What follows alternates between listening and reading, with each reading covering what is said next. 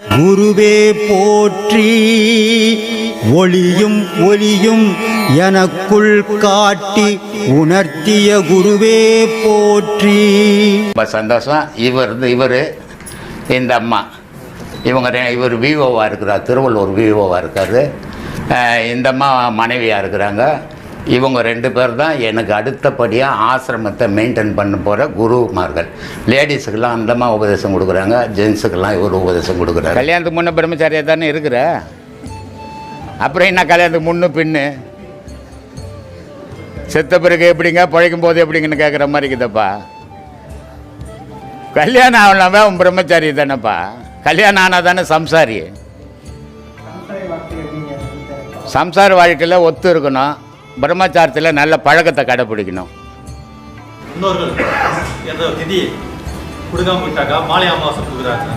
சரி, மாலை அமாவாசை எதுக்கு பண்ணுற, திதி எதுக்கு பண்ணுற? இறந்தான் போயிட்டான், உனக்கு என்னக்குது? இல்லை நீ பண்ணுற திதி அவன் வந்து என்ன சோர்க்க பண்ண உன்ன? இல்லை நீ கொடுக்கறதுக்கு அவன் இருக்கிற இடம் அட்ரஸ் தெரியுமா? இல்லை ஐயருக்கு தெரியுமா? இது குடும்பத்துக்குள்ளே மன நிறைவுக்கு செய்கிறது. செத்தவன் போனவன் தான், அவன் எங்கேயோ போய் பிறந்து வளர்ந்துக்கின்னுக்குறான்.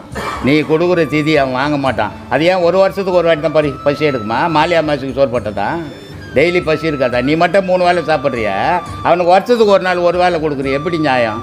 3 வேளை கொடுக்கணுன்னா டெய்லி செத்தவன் 3 வேளை தான் சாப்பிட்டுக்கின்னு இருந்தான். வருஷத்துக்கு ஒரு வாட்டி ஒரு பிடி சோறு கொடுக்குறியா, அது என்ன நியாயம் சொல்லுப்பா? தானே கேட்ட, வா பேசலாம், வாப்பா. இதையெல்லாம் வந்து ஒரு குடும்பத்துக்குள்ளே இதெல்லாம் செய்தால் தான் ஒரு நாள். இப்போ காலத்தில் வந்து டெய்லி பாஸ்போர்ட்டில் போய் பிரியாணி சாப்பிட்டுறீங்க இல்லை? அது மாதிரி அவசர உலகம், எங்கே போனாலும் எது வேணால் கிடைக்கும். ஒரு காலத்தில் எதுவுமே சரியான சாப்பாடே கிடைக்காது, அவனுக்கு உழைப்பே சரியாக இருக்கும். அதுக்காக இந்த மாதிரி நாள்களை வகுத்து அவனுக்கு அந்த நாள் ரெஸ்ட் எடுத்து அவன் நல்ல உணவுகளை செய்து சாப்பிட்றதுக்கு வச்ச சாங்கியங்கள் இதெல்லாம். இது செத்தவனுக்கும் இதுக்கும் சம்மந்தமே இல்லை. ஏதாவது அட்ரஸ் இருக்குதா சொல்லு? அட்ரஸ் இருக்கிற ஒரு ஊரில் ஒரு அட்ரஸ் கொடுத்து ஒரு பேர் சொன்னவே வீட்டை கண்டுபிடிக்க முடியல. செத்தவன் எங்கேக்கிறான் தேடுறது இவ்வளோ பெரிய உலகத்தில். அதனால் இதெல்லாம் அதுக்காக செய்து வச்சது. சொல்லுங்கப்பா, டக்கு டக்குன்னு சொல்லுங்க.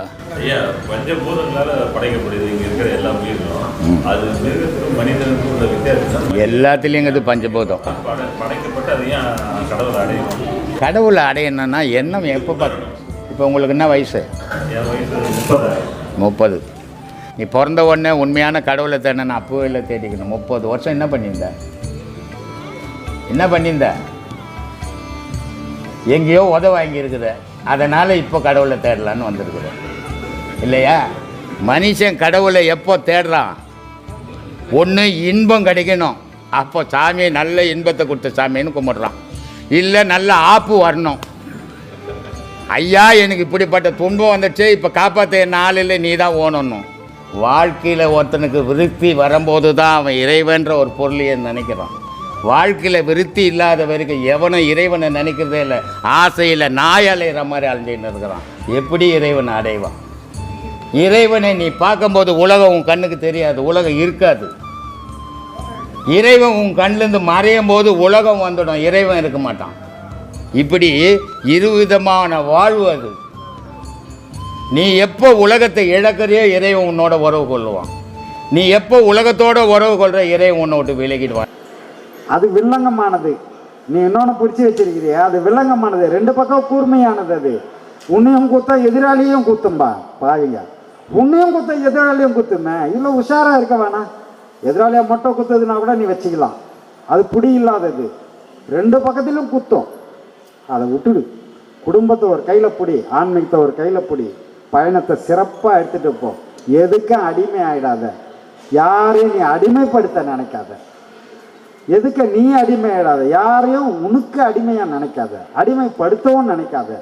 சும்மா இதெல்லாம் வந்து இந்த மாயை ஏன்னா மாயை எப்படி பண்ணியிருக்குதுன்றதுக்காக அந்த உதாரணத்தை உங்களுக்கு சொல்ல வந்தேன்.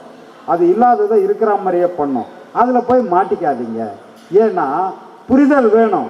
ஐயா கிட்ட பாடம் வாங்கினவங்க கூட அதில் போய் மாட்டிக்கிறாங்கன்னு சொன்னால் அந்த புரிதல் வேணும். அதுதான் சொன்னாங்க, இடிகரை ஒத்தது இளமைன்னாங்க.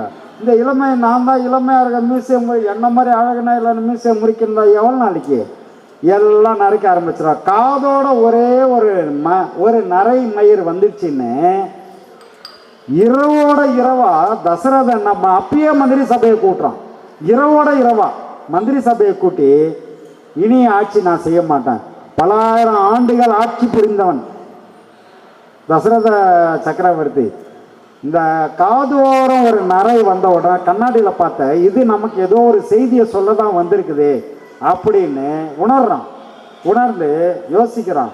இது என்ன சொல்லிக்க, போதும் நீ வாழ்ந்தது போதும், அனுபவிச்சது போதும், இனி எத்தனை பொண்டாட்டி அவருக்கு தெரிஞ்சு இது தெரியாத பல அதெல்லாம் அவ்வளோ அனுபவிச்சாச்சு, இனி உனக்கு தேவையில்லை, மகுடத்தை இறக்கி போடு, மகனுக்கு பட்டத்தை சூட்டு அப்படின்ற அறிவுரையை சொல்ல தான் இது வந்திருக்குது இந்த ஒரு நரை அப்படின்னு சொல்லி உடனடியா இரவோடு இரவா மந்திரி சபையை கூட்டி நான் நாளைக்கு இந்த நாட்டை என் மகனுக்கு பட்டாபிஷேகம் பண்ணி வைக்க போகிறேன், என் மகனுக்கு கொடுத்துட போகிறேன், இனி எனக்கு போதும் மன்னர் பதவி, இனி எனக்கு வேணாம் அப்படின்னு முடிவெடுத்து அன்னைக்கே மாறிடுறார்.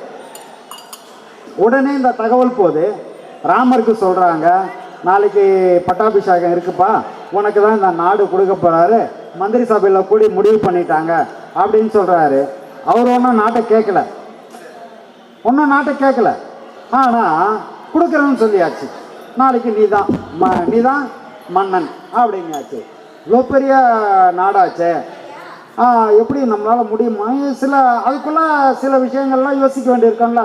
ஏன்னா ஒரு மன்னன் நாளைக்கு பட்டாபிஷேகம் ஏற்றுக்க போகிறான்னா பல கற்பனைகள், பல சிந்தனைகள், இவ்வளோ மன்னர்கள், இவ்வளோ மந்திரி சபை இருக்குது, மந்திரிமார்கள் இருக்காங்க, பெரிய திறமையான ஆளுங்க இருக்காங்க, நமக்கு சில பிரச்சனைகள்லாம் இந்த மாதிரியெல்லாம் அப்பா இருக்கும்போதெல்லாம் இப்படி ஒரு பிரச்சனைகள்லாம் வந்தது, நமக்கும் வருமே, நம்ம எப்படி எதிர்கொள்ளும், இப்படி பல சிந்தனைகள் அவருக்குள்ள வந்துருச்சு. ராமருக்குள்ள சில விஷயங்களை சிந்திச்சுக்கிட்டே இருக்கார். உடனே ஒரு தகவல் போது, அப்பா கிட்ட வரம் வாங்கிட்டாங்க, நாளைக்கு நீ காட்டுக்கு போகணும். ரெண்டாப்பிய தகவல், நாளைக்கு நீ தான் மன்னன். திரும்ப ஒரு மணி நேரம் கழிச்சு இவர் ஒரு சிந்தனையிலெல்லாம் இருக்கிறப்பவே நாளைக்கு எப்படி நம்ம ஆட்சியாள போகிறோம், இவ்வளோ பெரிய அதிகாரத்தை நம்ம எப்படி பார்த்துக்க போகிறோம், யாரெல்லாம் நம்ம முன்னிறுத்தி பார்த்துக்கணும்லாம் கற்பனை யோசிச்சுக்கிட்டே இருக்கிறதுக்குள்ளவே உடனே ஒரு தகவல், நீ நாளைக்கு காட்டுக்கு போனோம், 14 ஆண்டுகள் வனவாசம் போனோன்னு தகவல் வருது. எப்படி இருந்த மனசை எப்படி மாற்றி கொண்டு போகுது? இதுக்கு என்ன காரணம்? எப்படி இது நடக்குது? மகான் ராமர் யாரு? சாதாரண நம்மள மாதிரி மனுஷனாக இருந்தால் அப்பயே எடுத்திருப்பான் கத்திய. என்னடா நைட்டு மன்னன்றா, இப்போ காட்டுக்கு போன்றா. யார் சொன்னது? மன்னன் சொன்ன. மன்னனை வெட்டு வண்டான்னு வந்துருவான். அன்பே சிவம் மனமே குரு என்றுணர்த்திய குருவே போற்றி. சத்தும் சித்தும் எதுவென்று உணர்த்திய குருவே போற்றி. எனக்குள் இறைவனை உணர வைத்த குருவே போற்றி. நித்திய ஆனந்தமான நித்யானந்த குருவே போற்றி. குரு பிரம்மஸ்ரீ நித்யானந்தரே போற்றி போற்றி. ஆகாமியத்தை உணர வைத்த குருவே போற்றி. இன்ப துன்பம் நாட்டம் எதுவென்று உணர்த்திய குருவே போற்றி. ஈசனை